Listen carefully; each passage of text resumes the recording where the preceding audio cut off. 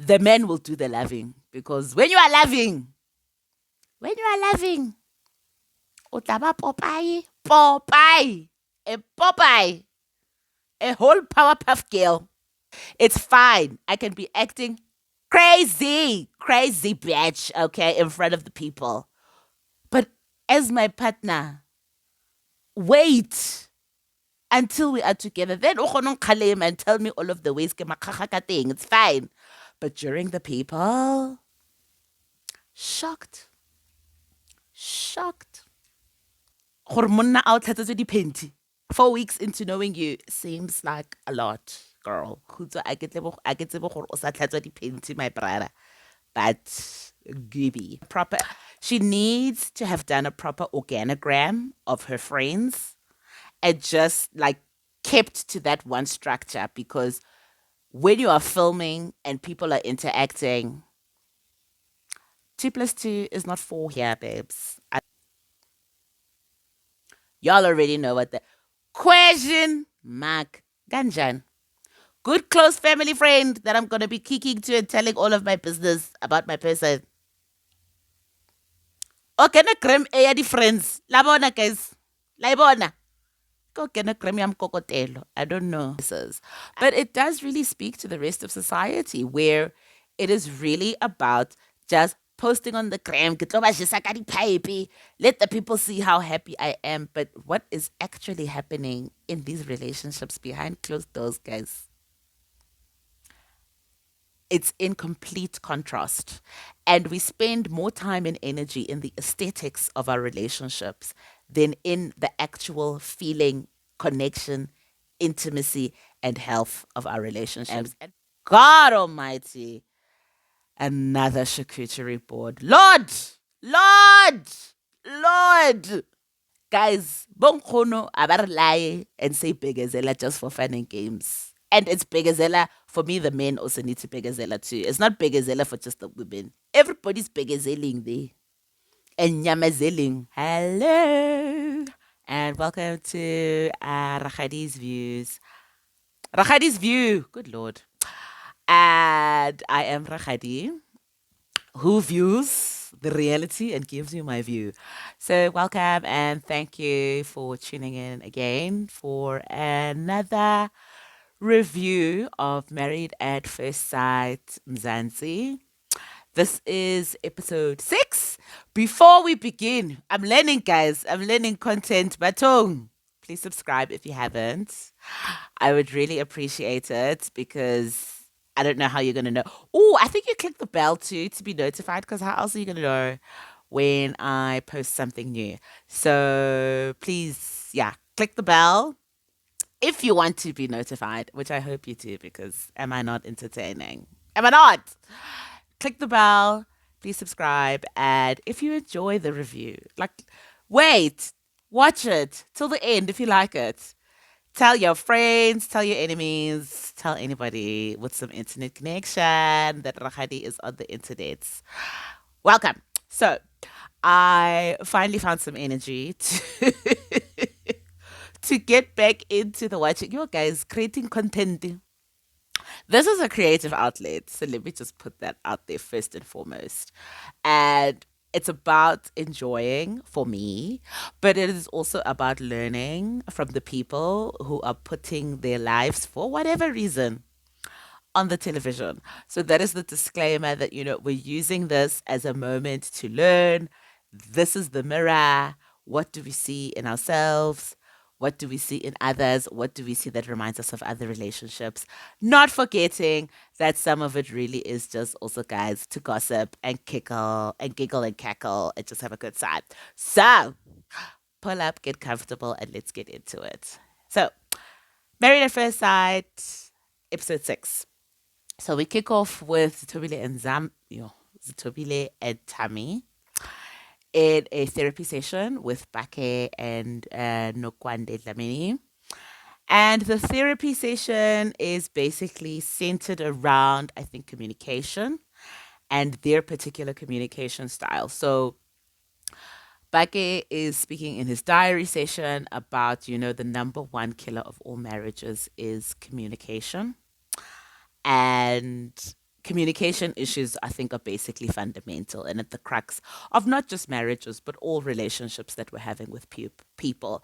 And what I can say after watching this episode, particularly around communication, which I like to stress a lot, which I have also had to learn and I'm still learning, even as a coach. Just because there are words coming out of your mouth and there is a person in front of you or on the phone who you are saying these words to, just because that is happening, does not mean that we are actually effectively communicating. And the reason for that is that number one, listening is a skill, guys. It's actually a skill that one has to spend time crafting, cultivating, and developing. Actively listening is a skill. Most people, horrible listeners. Even before I was trained, I could I was a terrible listener. Terrible! Especially if we're in the middle of conflict, baby. I was just listening to the keywords that I need to respond to and then giving it back to you. And that's what most people do. We're listening to respond. We are not listening to understand. That is the first point of terrible communication that leads to it not being effective. And secondly, the person who is speaking, it's about how am I speaking? How am I expressing myself? In this episode, I think what became evident is that a lot of people express themselves passively, not directly. Lot of passive aggressive communication going on here. Nobody will directly actually come out and say, this is how you made me feel when you did one, two, three. But once again, I'm getting ahead of it. Let's just step by step, let's go through it because yeah. Anyway, so they're in therapy. Um, Asking them basically, where do things stand? What's happening? I know Tammy and Tobile have found that finally this is a space where people will listen to us. So Aaron's heady files. Let me tell these people what this person has been doing to me.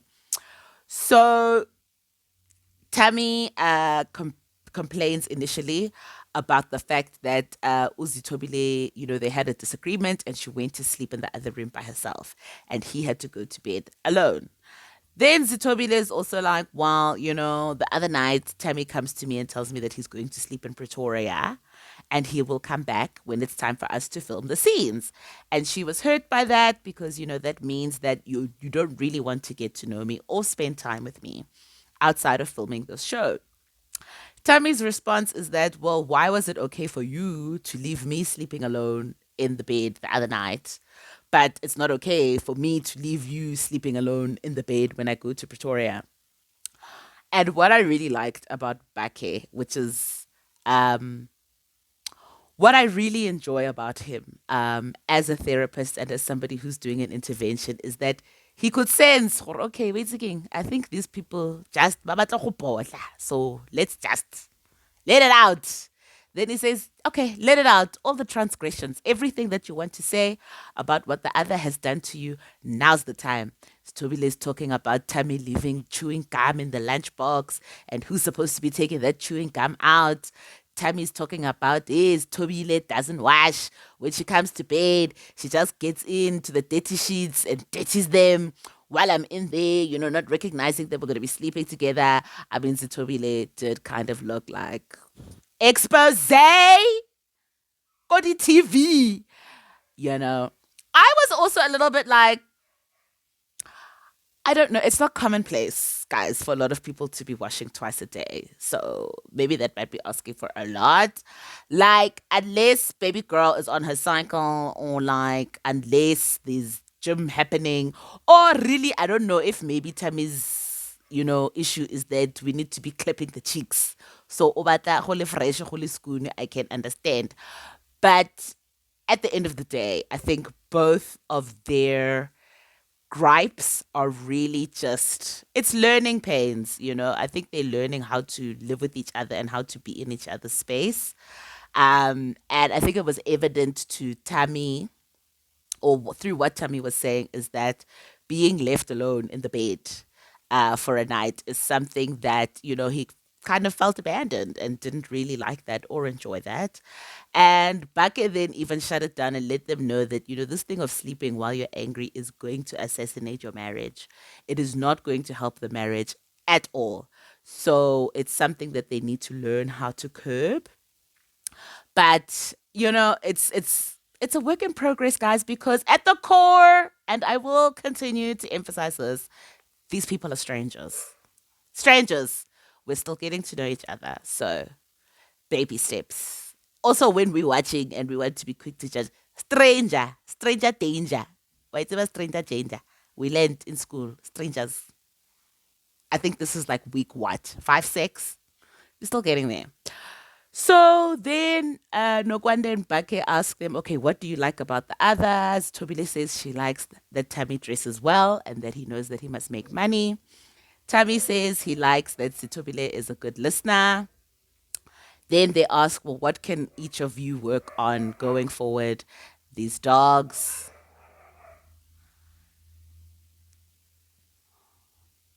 they're lovely for cuddles and protection. All right. Nkare di kham gona jwanong. Then they ask, what can the other work on? As Tobile says, Tammy needs to work on being more considerate. Then Bake rates them at the end of the session a 5 out of 10 in terms of where they're at the relationship. He says, before the session when they came in, they were sitting at like a 3, maybe a 4 out of 10. But now they're at a 5. And he tells them that, there is room for growth. You guys can make it to a 9 out of 10. 10 out of 10. Okay, I don't know. Like maybe you're trying to be encouraging. But like, okay, they can make it. But the main thing is just not to put so much pressure on themselves. And then he also told Tammy that he really, really needs to work on being a gentleman and to work on being affectionate. And I think that being a gentleman was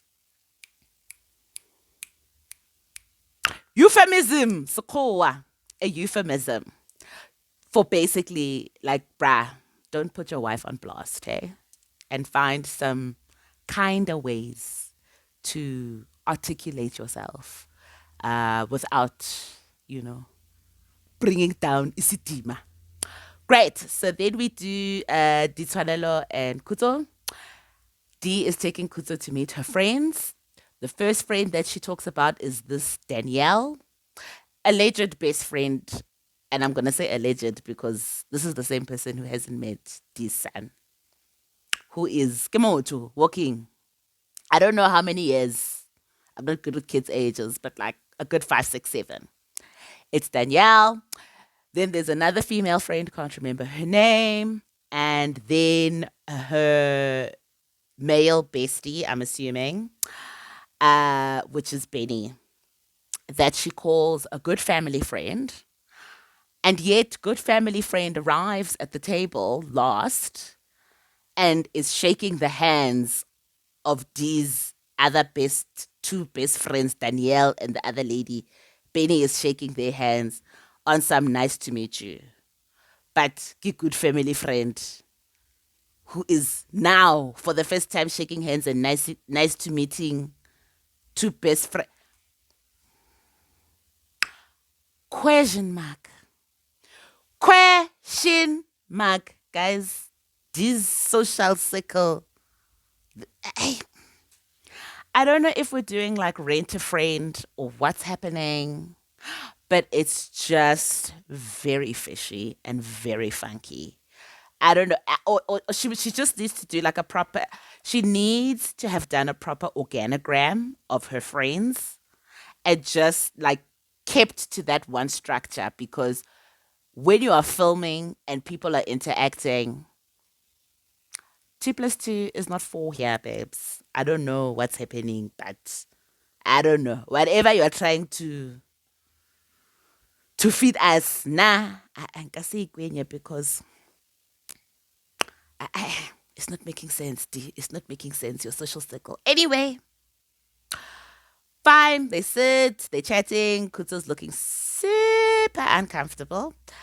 And I think it might, I mean, yes, he does seem like an introverted kind of person, but, even for him, he was just like, things are are happening very fast.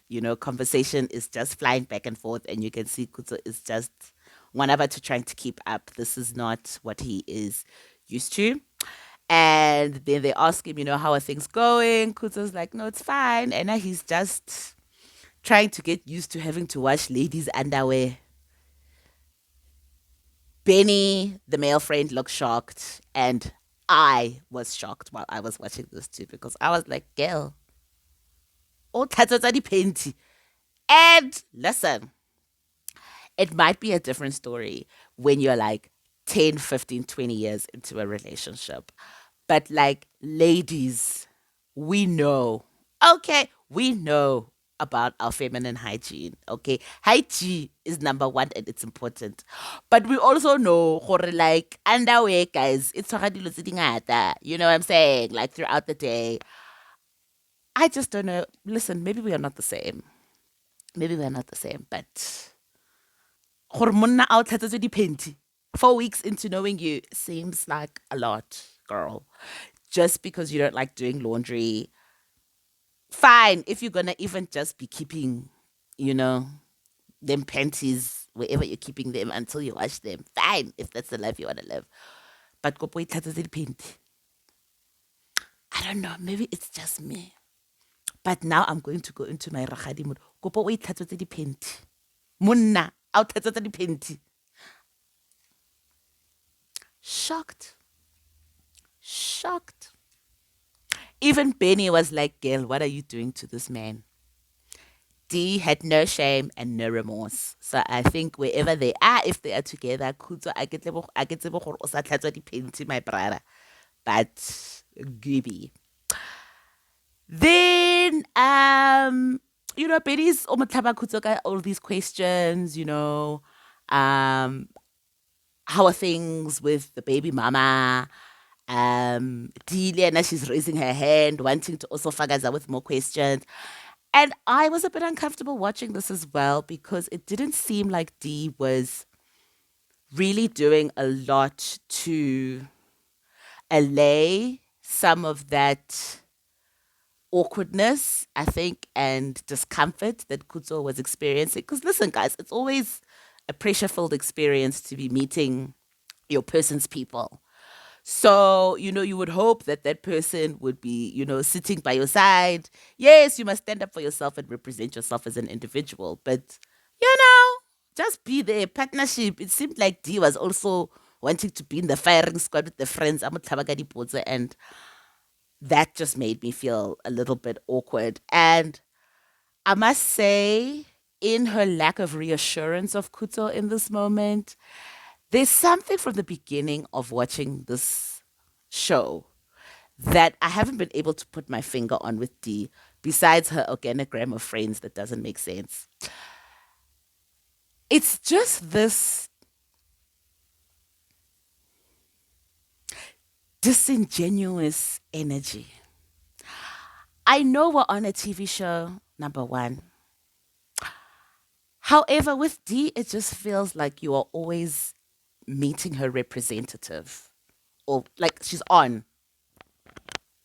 Lights, camera, action, she's on. And not just for the show. She's, guys, there's some people in life where it's just like, but on, as if like they are being followed by cameras and it's a reality TV show all the time, every time.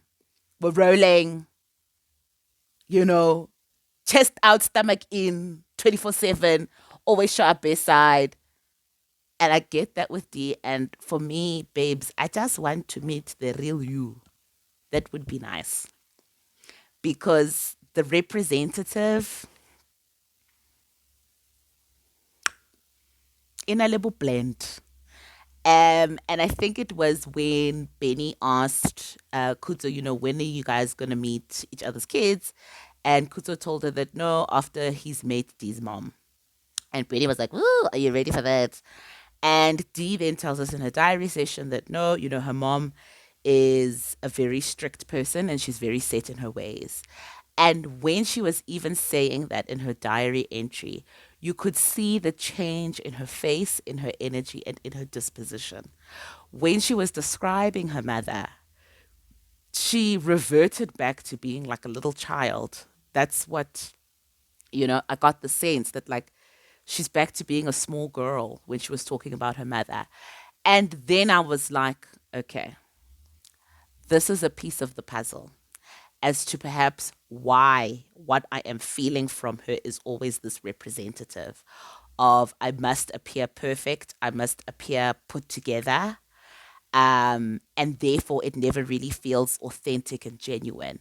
Possibly because she was raised by this very strict parent, maybe where there was no room for her to actually just be herself.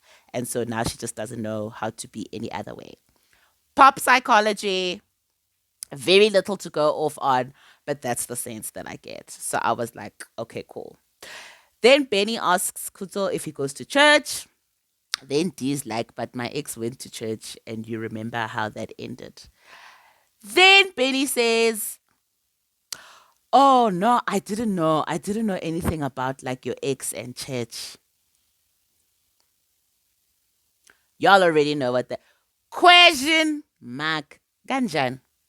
Good close family friend that I'm gonna be kicking to and telling all of my business about my person. Okay, na creme ya di friends. La bona guys. La bona. Go get a creme yam kokotelo. I don't know. At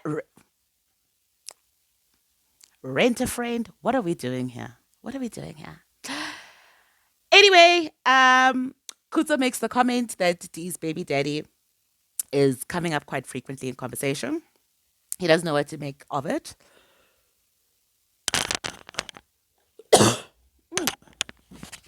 Excuse me. He doesn't know what to make of it, but he's gonna see where it goes. Fine. Next, Makumo. She goes and tells her mother and her uncle, and I don't know who the other third family member was. She's basically going to tell her family that she's married a stranger. Her mother is shocked, and you could see her mother is very hurt by the fact that Makumo mentioned absolutely nothing about this, and this is the first time that she's hearing about this. Doesn't even know who this person is, how old he is, where he comes from. Then Makuma's like, no, it shouldn't be this shocking because people in the olden days also married people they didn't know. And the uncle was just like, when I did guy, how do you know this? Is the 2000? We top a guy. And also a little bit incorrect that yes, the two parties getting married might not have known each other, but the families did due diligence. You weren't just marrying somebody because the family would have gone and sent a delegation to the village where that boy is from and gone and spent some time and some days in the village talking to the other villagers. Do you know this family? Do you know the boy from that family? Tell us about those people. Due diligence was done. But, I think Makumo is just trying to find a way for Disa. And she did say that, she had expected her mother to go crazy, but calm down because, she knows that this is an unconventional situation and she knew that it was going to be a bit of a hard pill to swallow. Then we have Dee on the phone with her child Zion's father, Simpiwe, asking him if, now that she's married and she's got someone, does he want to meet this person, which is Kuto? Because they're going to be living together. Zion's going to be around Kuto quite often. So, she would like Kuto and Simpiwe to meet. Hey, Simpiwe, baby daddy, is saying a lot of things. Listen, I think what he's basically was trying to say that, you could have gone about this another way. I didn't know that you were marrying this person. I barely knew that you were in a relationship with someone, and for me to find out and you're asking me now, do I want to meet this person? And you're basically saying this person is your husband, it's a bit shocking. And she was like, so what do you want to do in the end? Like, is that a yes, you want to meet him? So, he was beating around the bush quite a bit, but eventually he was like, yeah, he's happy to meet him. Next, Kuto and Dee go to meet Ditwanelo's mother, who by her appearance, yes, does look like a very traditional woman. They sit down, they're having dinner. The mother asks if this is a real marriage. They say yes, but the energy,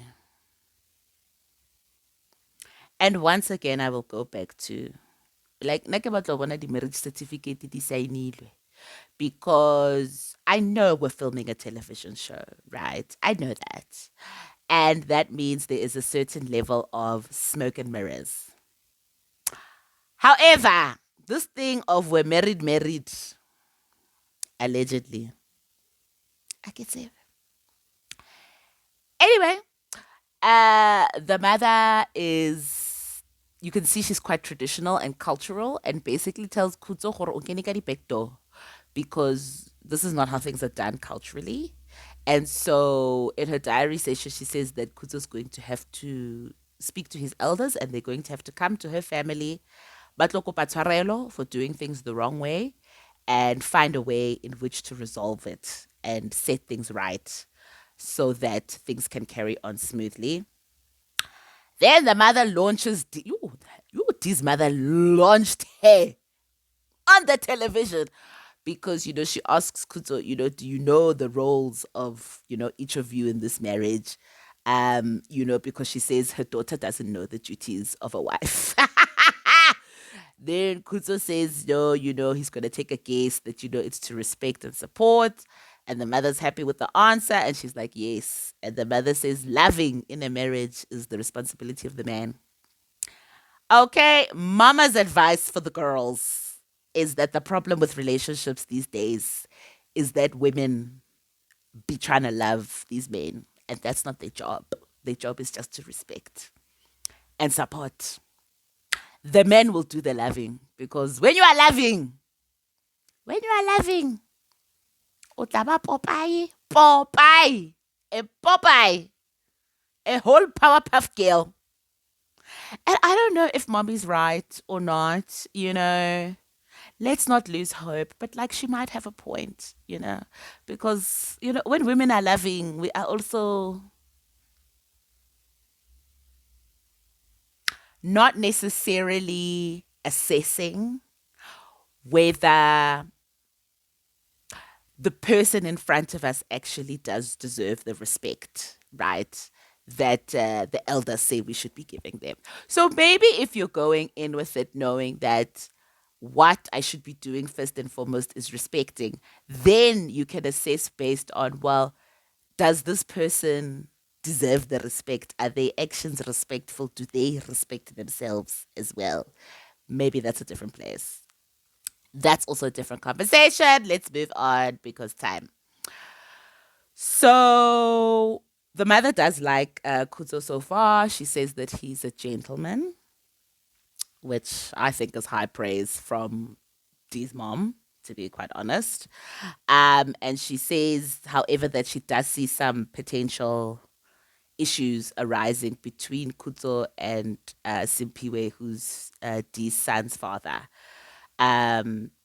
Because how would you feel? She asks Kuzo, how would you feel, if there was a new man who was going to be spending time with your son, basically just take note of that and really think about how you're going to manage that situation.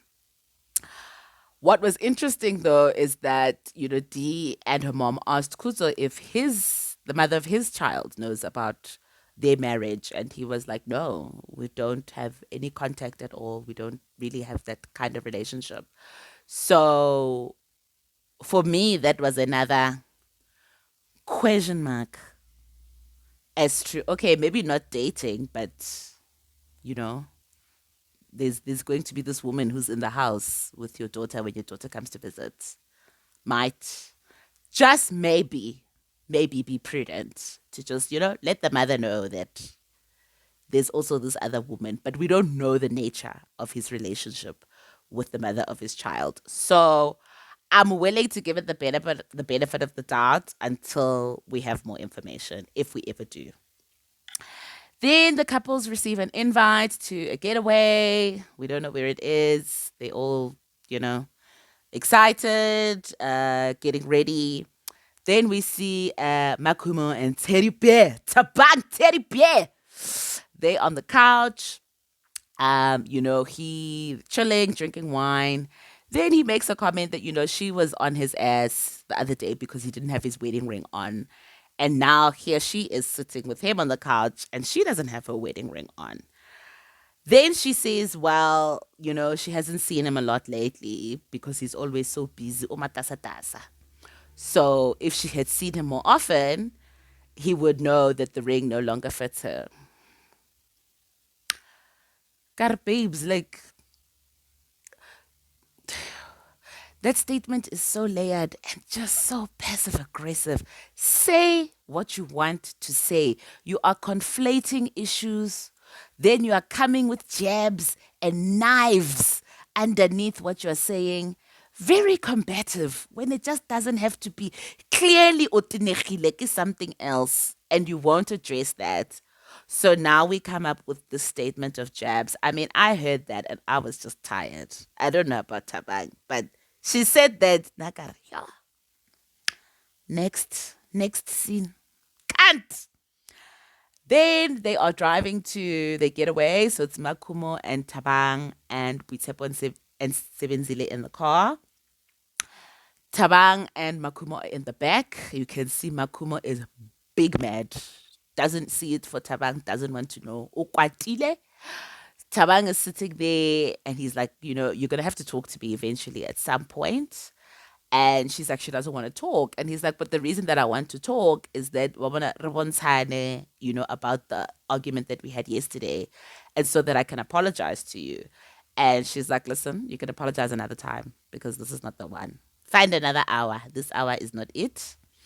I'm sick and my voice yafela. And basically, I'm just still very annoyed by you. She says that Tabang speaks to her like a maid and she doesn't appreciate it. His choice of words is very problematic for her. And that is why she is just very upset. Okay, girl, it is what it is. What are we going to do? But, it's not always tea time for conversations. The efficacy of communication, what my mother taught me is that it's also about, is this the right time to have this particular conversation? Is it the right setting? Is it the right environment? And perhaps that wasn't for her, which is understandable. Cool, they stop. People are getting sunglasses on the way. Then they arrive. They've set up a nice little gin section. And God almighty, another charcuterie board. Lord! Lord! Lord! It's literally looking like every episode. Guys, what snacks were going on before charcuterie boards? Because I really need some innovation to Lona, those, what do you call it? Tastemakers, trendsetters. Somebody please, please, please emancipate us. Emancipate us from charcuterie boards because middle class blacks, the charcuterie. Anyway, they sit down, having some gin and tonics, chowing on some snacks. Then Boitshepo asked Tabang and Makumo would be like, guys, maybe this could be your second honeymoon. Because you didn't really get a proper honeymoon in plate. Tabang's like, no, Makumo set up a nice little spa date for me. We got some massages. It was nice. Then Boitshepo's like, how? Don't you feel like you could have another one? But nope.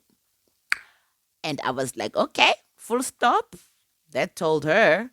Then Tabang goes ahead and opens Pandora's box and asks Boitshepo and Sebenzile, how do they resolve their quarrels?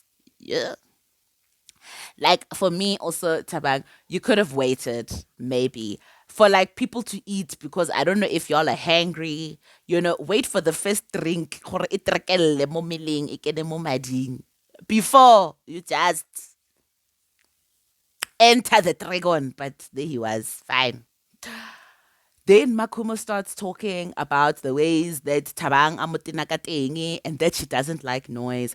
Ironically, she's saying she doesn't like noise while she's raising her voice and banging her hands on the table.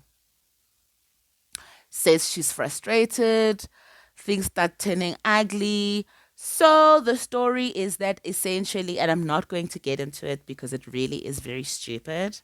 And I don't think this argument is about what actually happened and the who and the what. But essentially, Makuma had offered to go and buy Tabang clothes. Then she decided, or she had a nail appointment. She ended up going to the mall late, and all she was able to do was her nails, and she wasn't able to make it to the shop. And so she went back home. Tabang comes back, asks where are the clothes. She tells him that the shops were closed. And now he's annoyed because, in his mind, you could have gone earlier. She tells him that, she was doing him a favor and it's not a requirement. His issue is that she could have communicated before the shops closed and beforehand that she wasn't going to make it so that he could have made another plan. She tells him that, essentially, if I said I was going to do something for you and I don't do it, you just need to be okay with that. Which, for this couple, I think we already knew that maturity was a real issue on both parts. And we're just seeing it play out, really, for me in this fight because there is a lack of communication skills. There is a lack of a willingness to understand rather than to respond. There is a defensiveness that they both have and share. And I think it's just the combative undertones in the way that they talk to each other. Tabang, we don't really know because he was asking questions more than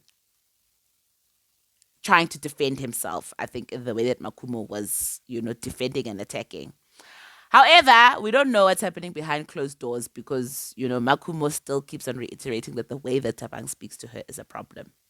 Buitepo then says in her diary entry she can't believe the way that Tabang has been speaking to Makumo, and if she was Makumo, she would have left a long time ago. Girl, shut up, please. In this experiment, you wouldn't have. You see, this is also the other thing. People say they want to get married, and this is what this show is highlighting. Guys, marriage as a pap and place. It really is not. It really is not. And it's that mentality of single people. Gore, hi, if one thing goes wrong, we'll just leave. If he spoke to me that way, if he did the things that he did to me, I would be. Why do you want to be married? Why do you want to be married? The mindset for marriage, guys, is it requires a lot of maturity. And, you are going to be baptized in the fire. Fire and flames! Flames! Guys, Bonkono abar lie and say Begazela just for fun and games. And it's Begazela, for me, the men also need to Begazela too. It's not Begazela for just the women. Everybody's Begazeling there. And Nyamazeling. Because the way that somebody was just speaking to, you're already in it. I get you guys say your marriages are real. That's what Mzansi Magic is telling us. So no, Buitepo, you wouldn't have left if Tabang was speaking to you the way that he's speaking to Makumo. You wouldn't, but fine. These are the things that we also say offhand when our girlfriends are telling us about things that are happening in their relationships. So Makuma says she doesn't care if she started the fight. She's not a skivvy and she won't be spoken to in this particular way. I'm going to wrap all of this up because, as I said, I think the fight was stupid. The topic that they were fighting about is not the real issue. What Tabang also is upset about is the fact that she chose this particular opportunity to air this issue. And for him, it was like we were at home the whole time, didn't say anything. Now, during in front of the people is where you're bringing this out. And he was then shocked that, like, clearly you've been bottling this stuff in. Like, there's a lot of issues you've got that now I'm surprised to find out. And I'm finding out with all of these people. Guys, nobody wants to be reprimanded by their partner in front of other people. I don't care. Man or woman, nobody wants it. We don't like it. It's fine. I can be acting crazy bitch, okay, in front of the people. But as my partner, wait until we are together. Then o kgone claim and tell me all of the ways ke makgakga ka teng. It's fine. But during the people, nobody likes that. And Luwena Makumo, if Tabang had done the same thing to you, you wouldn't have liked that. But once again, we are not dealing with emotionally mature people. So this is the result. Next. Hi, everybody. What happens? Oh, they go to the house. They go see the house. They're choosing their rooms. Bitsepo and Sebenzile got a very nice room. Makuma doesn't like her room, and shame, I can understand. There's no sliding door and nice balcony. Wawana for tofu at night. You know, put on a show for them wild animals. So, but it's fine. The room is still nice. As Tobile and Tammy get there, and so do Titwanelo and Kuzo. Everybody notices that, like how Tshwanelo and Kuzo, something like an air of not being okay. They ask them if they're okay. They're both like, we're fine, we're just hungry. You know, they traveled long distance, but like, I think people are also trying to start something. I smell a producer in the background staring and saying, ask those people, what's happening? They don't look okay. Have you asked them what's going? I smell a producer. Anyway, um, Tammy and Zitobile are chilling. Oh, well, everybody's chilling at the table. You know, we've popped some bottles. We're drinking some sparkling wine, having some snacks. Hey, D and Kuzo were getting in. That's why you could see. I think these people were also just hangry, guys. Like, they were just hangry. Yes, they'd had an argument, but Kala, we've all been hangry. I don't want to hear it. Don't talk to me. I'm a wild animal. If I'm hangry, oh, babes. Ooh. Let me eat, let my blood sugar level out. Then I can start having a conversation with people about anything. So everybody's sitting at the table, drinks, snacks. Tammy asks Tobile to pour him a glass of bubbles, and she's like, no. And he's like, why? And she's not even giving a response. Adikin. Tabang overhears and he's like, no, my guy, let me pour you some bubbles. He pours her the bubbles. So when they get to their rooms, Tobile and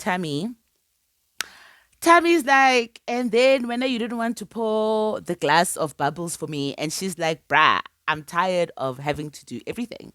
Like, I do everything for us. And he was like, hi, but it was just bubbles, bubbles and Jay. And she's like, can we not fight about every little thing? I'm so tired of fighting about every little thing. Then she makes a very interesting comment that in the same way that everybody in the same way that we are watching all of the couples, all of the other couples are also watching us. Guys, that statement alone could be like the topic of a master's dissertation. I think about modern day relationships and how social media plays a role in them. Because I think that is a big element of why we find ourselves in a place where we are a lot more invested in how relationships look than how they actually feel and function and whether they are healthy. And fine, I'll give them a little bit more grace because they are on a television show with cameras in their faces. But it does really speak to the rest of society where it is really about just posting on the gram, "Ke tlo ba jesa ka dipipe, let the people see how happy I am." But what is actually happening in these relationships behind closed doors, guys? It's in complete contrast. And we spend more time and energy in the aesthetics of our relationships than in the actual feeling, connection, intimacy, and health of our relationships. And perhaps that is why we are finding ourselves where we are as society and generation of lonely people, of exhausted people, of emotionally drained and tired people who are just like, Yazin, let me just get a dog and just take a break from Jolo. Jolo itself as a relationship might not be the problem. I think it's just our warped ideas and mentalities. Our minds have been shaped to believe that what's important is how it looks and not what it feels like and not what it actually is authentically. But topic for another day once again. We move along. Okay, as my French teacher said. Tabby then continues to tell Tobile gore o Steve. Whenever you know, I'm starting to see the role that Tabby plays and why the producers chose him. Because producers chose Tabby because you need that person who's just gonna sometimes just call a thing a thing. Yes, in stop trying to put sugar and spices and rainbows on these words and just say it like it is. Tammy tells Tobile she's stiff, very stiff. He says, not like me. When you're stiff, you're very stiff. You could tell Tobile was not hearing it. Munge in the face. She was munge in the face. But maybe Tammy was just lucky that she was tired from the trip. Getting to the accommodation because thank goodness they didn't have a fight about it. So in the last scene, we have Ditonelo and Kuzo going into their room. Tension! Cut it with a knife. It was thick, bitch. Nehole tense, nehole thick. I mean, I saw them even just walking in that room, and I'm like, how are these people going to sleep in this room with this tension? Then D asks Kuto why he's so grumpy, and he's like, yo, I'm towing the line here because you've been snapping at me all day, you know? And really, I've just realized one wrong move can lead to an explosion. So he's just keeping quiet and trying to just figure out what's going on because there's minefields all over the show here. Then he's like, no, but I wasn't snapping at you. And she's like, okay, maybe I was. I snapped at you that one time, but I apologized for it. Um, and then in her diary, she proceeds to admit that actually poor Kuto's been catching strays the whole day because she was in a very bad mood. Lots of things have been happening. Her baby daddy, utlile ka drama nyana. They left late. She was hungry, and now she's hangry. So she admits that okay, she has been a bit out of pocket, and then she said to him, "That's why I didn't want to speak, because I told you that I was in a bad mood. I could so I squinch for squinch. Oh, okay. I'm also in a bad mood, and I don't want to talk about it." He's like, "How? Okay, cool. I don't want to nitpick while she's nitpicking. You see, those vows that in the beginning about control. I'm watching. We are watching and we are seeing. But okay, Dee's like, okay, let me leave you because clearly we're not going to get anywhere. And she proceeds to go outside and do a diary session and says that they will revisit the conversation when everybody is a lot calmer. Kuta was very calm, very calm, like an iceberg, and very cold. Wabona Mole, you are dealing with proper stonewalling, my girl. So you're going to need to put some big girl panties on when you guys have your therapy session. And so is he, to really pull back the layers because stonewalling gets us nowhere. And she says, he has a tendency to pull that silent treatment. And silent treatment gets no one anyway. Silent treatment, it's the things that are done by teenagers and children when they don't get their way. So it'll be interesting to see how they both navigate. I think number communication. Communication. But let's give them grace. I think they're still learning each other. But what is evident is that I think a lot of people haven't really learned much about themselves before they've come into this experiment to look for a alleged spouse. So that's going to be interesting.